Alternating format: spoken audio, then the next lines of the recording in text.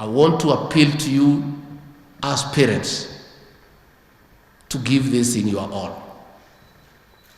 I therefore want to discourage any blame game in this room.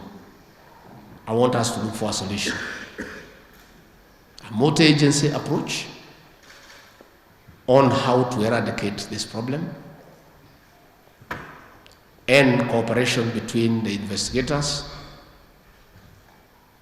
the ones who arrest people, the ones who do prosecution, so that we can save the generation that is not already addicted.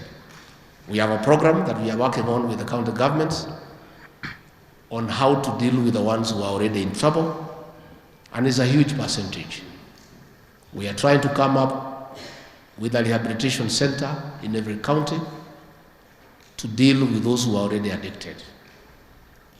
We have talked to the governors to consider, once we map all the addicted persons using the community health volunteers, which is an exercise that has begun, the county governments will consider to give them NHIF cover that can take them to rehabilitation centers that will have laws. And we have asked the members of the county assembly to consider, and which they have said they'll consider, to put very stringent penalties that are deterrent, especially on the producers and wholesalers of drugs and alcohol.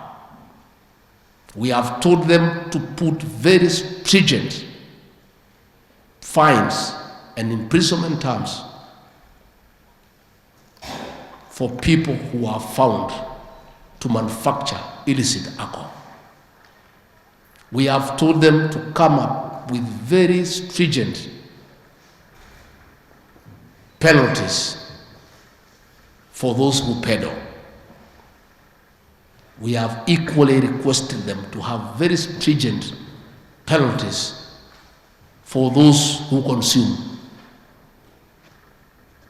We have asked them to look at laws on how vehicles that transport chang'aa and other illicit brews will be forfeited. We have asked them to consider shutting down premises that have been found to be involved in this trade, so that they are shut down forever. And I can tell you, they are raring to go because they are leaders and they know the cry of the population. The people of this country, parents are in tears. I can hardly go to the village because of the cry of our women, because they have lost their children. So the assemblies will do their bit. By the 30th of June, we'll have laws in the 5 counties, and good laws.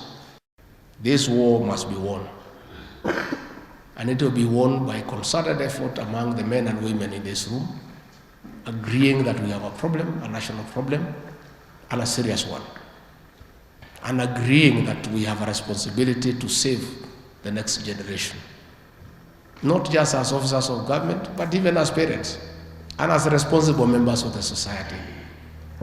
I don't think anyone held a meeting with the security agencies here in Nairobi, and they did explain to me that they were having certain challenges as they embark on dealing with this problem. And they did explain to me that they were having challenges because there was a gap and lack of cooperation and coordination between themselves and the prosecution. And the way we look at this thing is not a problem for any agency, it's a national problem. I want officers here, both in the prosecution and in the investigative agencies, to appreciate that much as you are officers, you are also parents. And these children who are under the influence of drugs, your own children are potential candidates to get addicted. Misplaced, maybe because of the lack of understanding, because before you came here, I think there was a county commissioner who stood up and started equating the law to some traditional way of doing things. Unfortunately, Your Excellency, and I would want to urge my colleagues, maybe you do not understand fully or appreciate the role of the ODPP, especially those who are coming from Gao, because I observed that the police were very quiet, because we interact with them and they understand, I think, I hope so. But the role of the ODPP is to look at the evidence and see whether that evidence will give us a conviction in court. And we do not just take anything that the police brings, because if we did that, then a lot of the cases would be lost in court. So for example, like the county commissioner from, I think, Nyandaro, if I'm not wrong, said, if the court and the magistrate herself says, where's the test? You have not done the test. In fact, she's assisting us. Because in short, she's telling us as prosecutors, that case should not have even come before me. Because if the accused person takes plea, and on a technicality, the magistrate finds out that the test was not done, we are going to lose that case. And so what is the point? Who are we? Are we serving the purpose? The answer is no. So, as I said, we didn't come here to blame each other, but as His Excellency said rightly, to try and find solutions to address this menace. This menace involves all of us. It is something that is touching all our families. And as His Excellency said, if we don't deal with it now, maybe where we are starting, we will not be able to deal with it later on. The question that we should be asking ourselves, how many people are we going to take to court with one roll of bang? Why are you concentrating on that one roll of bang? Yet you can go and get the peddler like the person who did in Kiambu. That is what we should be targeting, if we really want to deal with this issue. We can charge as many people as possible with one roll. They will pay 500 shillings and they'll be out there after a while smoking again. So what are we addressing? We need to be sincere with the approach that we are going to take. If we want to help the government and if we want to achieve what His Excellency is envisaging, we must be sincere. And we must start by targeting the real problem. And the real problem is the drug dealers themselves, those people who are brewing. Because, Your Excellency, you were not here. There was a case that was brought to us in Keno. Isn't it, Mr. Mule? In Keno. And they went and arrested somebody in a bar saying that he has operated beyond a certain time. But we're asking, fine, you have brought that one person who was in the bar.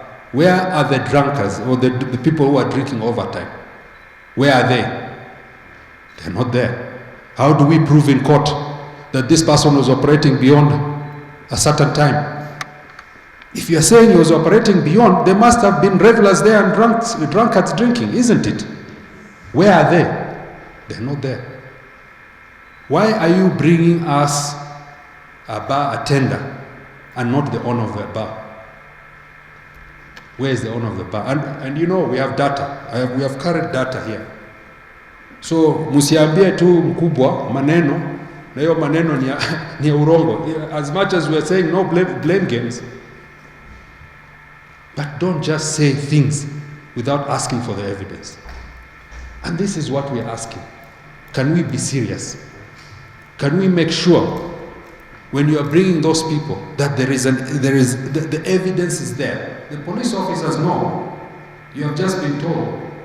In a file, there are 10 sub-files. So if you bring only a charge sheet, a draft charge sheet, how do you want us to then prove that this person did this in court without that evidence? I think the best thing is, as His Excellency is saying, we will try and do joint training together. That is one proposal that His Excellency has done, which is excellent. In addition, I think it is high time that we involve each other even before you do the arrests. We are here, the ODPP are your advisors when it comes to criminal matters. We can advise you and say, county commissioner and county commander, we can go this way. If we are targeting this place, let us make sure we have 1, 2, or 3. And in addition, there is what you call court users committee. We can sit down with the court users committee and talk to the magistrate, because it is beyond us. If the magistrate is saying the alcohol must be tested, it is beyond us. But in the court users committee, we can explain to the judiciary and tell them, we don't have government chemists all over. Either we get holding charges or what we are calling custodians, but that one we have to consult and agree. We get 4 or 5 days custodial. We can have the person in remand for 3 or 4 days as we get the tests, and then charge the person. So, I think, let us not live in silos. I have asked my colleagues in the ODPP to sit down and explain. And I think if we are to take you through the register, our register explains when a file comes. The prosecutor is, we are humans as prosecutors, and we can make mistakes, and where we have, we will take responsibility and we will apologize. And where it has happened, we apologize. Your Excellency, I think we were told there was 240 individuals arrested in Nyandarua. We have looked everywhere, including the court register and our own registry. And there are only 73 cases in Nyandarua that have been brought to us. Only 73. So I challenge those people who are misleading His Excellency to bring those 240. And I can assure you, if it is there, the officer involved in Nyandarua will have to face the music. But I have personally ensured that we have checked the court registry, we have checked our own registry, we have a digitized system. Any file that comes in the ODPP, the first thing that happens, it is scanned. So, Your Excellency, what I want to assure you is our commitment. And what I want is, we don't want cases just to be taken for the sake of it. We want cases that will be able to deter, that we will be able to get convictions, and cases that will make sure that the person feels pinched. Because if somebody goes and is able to pay 500 shillings or 5,000 shillings, then we are not serving the purpose. So, Your Excellency, I think with those few words, I want to assure you that we are going to work with the stakeholders. As you say, we are independent, yes, but we are interdependent, and we have to work together to make sure that the laws work and the Kenyans benefit. Your Excellency, I want to thank you once more again for giving us this opportunity and allowing us to come here and share experiences and find solutions to this. Thank you, Excellency.